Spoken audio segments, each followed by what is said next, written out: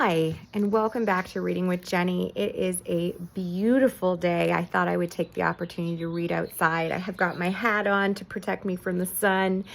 And today we are reading Jules versus the Ocean, written by Jessie Sima.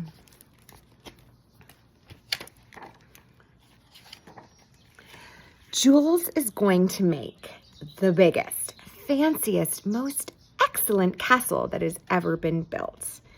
Her sister will be so impressed. Maybe the ocean will help. Splash! Nope. That's okay.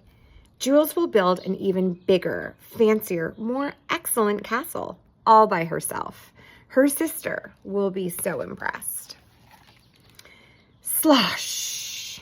Jules thinks the ocean might be out to get her. Oh, I love all these sandcastles. If Jules wants to make the biggest, fanciest, most excellent castle, she will need to keep an eye on the ocean. Slap! Not today, ocean. Enough is enough. Jules will not be pushed around. She will stand her guard. Wait, where are her feet? It's a trap. No. Bucket. How is Jules supposed to build the biggest, fanciest, most excellent castle now with no bucket and no hope?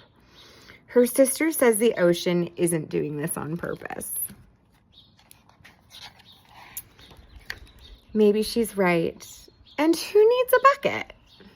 Oh, I love that they're doing it together. Jules cannot believe it. Her sister is so impressed. This is definitely the biggest, fanciest, most excellent.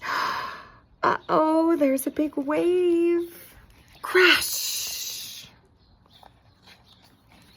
That was most excellent. High five.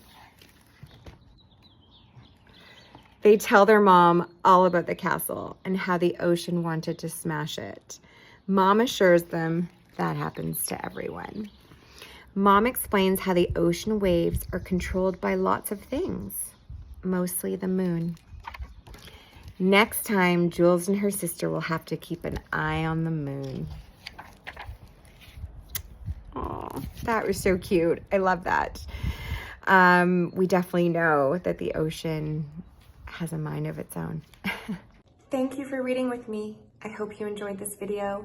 If you did, give it a thumbs up and please subscribe below so you don't miss out on any of the wonderful stories we will be reading together.